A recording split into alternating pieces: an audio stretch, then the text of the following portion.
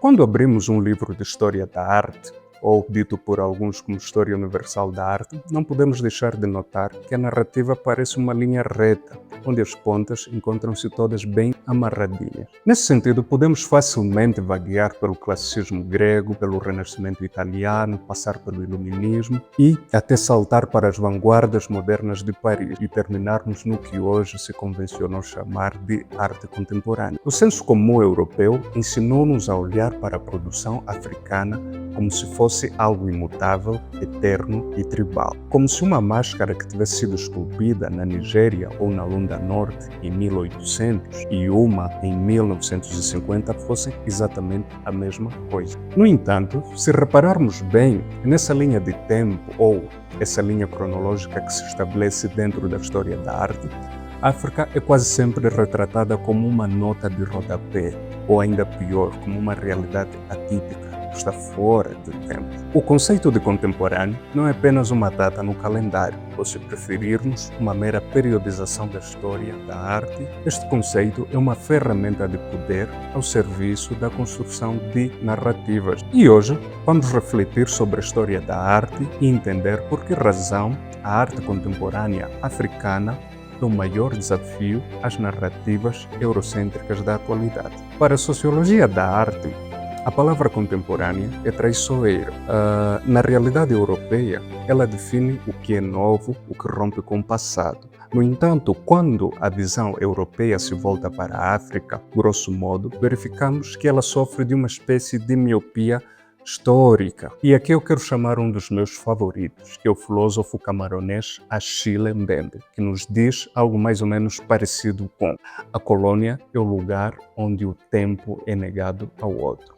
Durante séculos, a Europa definiu-se como presente e a África como o passado. Daí surge aquela perspectiva de que se um artista africano faz algo que não parece tradicional, o Ocidente não tarda em dizer que isso não é arte africana autêntica, isso é uma cópia do Ocidente.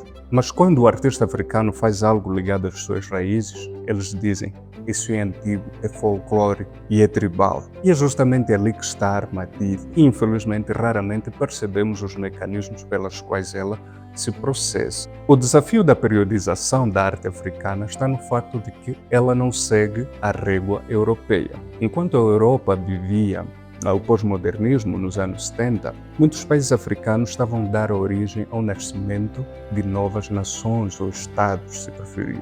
Ou seja, o tempo da arte africana é um tempo de urgência política, de construção de identidade e de resistência. E como diz o ditado, não dá para medir um vulcão com fita métrica de costureiro. Gostaria agora de trazer à mesa o conceito filosófico de modernidades múltiplas.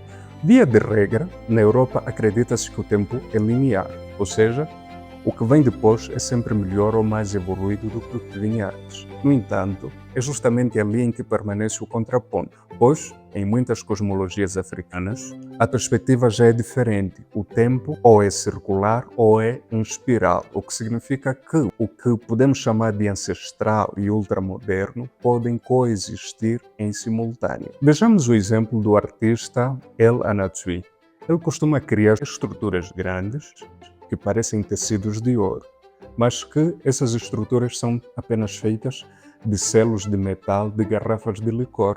Neste exemplo, conseguimos ver a tradição têxtil do Ghana, o lixo do consumo global e a memória do comércio de escravo, onde o álcool, segundo algumas bocas, era tido como moeda de troca. As obras destes artistas não são pós-modernas no sentido europeu, elas são simultâneas, ou como dissemos lá mais para trás, elas descrevem o que nós chamamos de modernidades múltiplas. A partir disso, conseguimos notar que o artista africano não está a tentar alcançar a Europa, ele está a vibrar noutra frequência, parafraseando Zamba com Coupé Lomeçada. E quero aqui trazer um outro artista por quem tenho particular afeição, que é o crítico e curador da arte Simon Jam.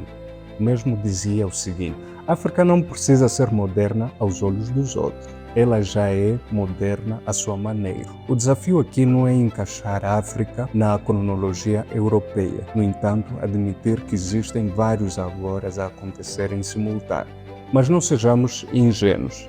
existe uma sociologia do mercado que é ainda mais cruel. Infelizmente, maior parte da arte contemporânea africana ainda é validada em Paris, Londres e Nova York, gerando assim o que nós chamamos de gueto curatorial.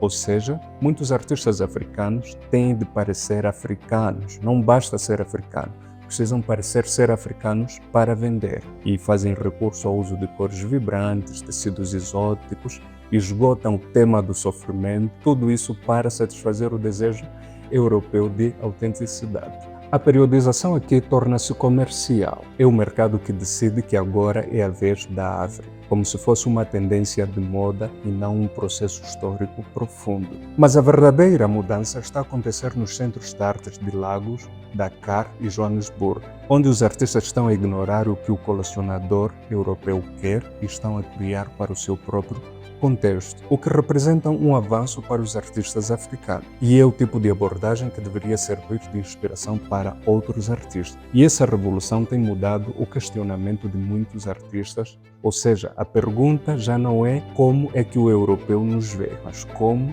nós, os próprios africanos, nos vemos. Para encerrar, precisamos de aceitar um facto. A história da arte, tal como a conhecemos, é incompleta. Ela é um mapa que ignora metade do mundo. Usa o rótulo universal para falar de uma realidade particular, que é a europeia. Desafiar as narrativas temporais eurocêntricas não é um desafio só para acadêmicos, é um ato de justiça poética do qual todos nós devemos participar.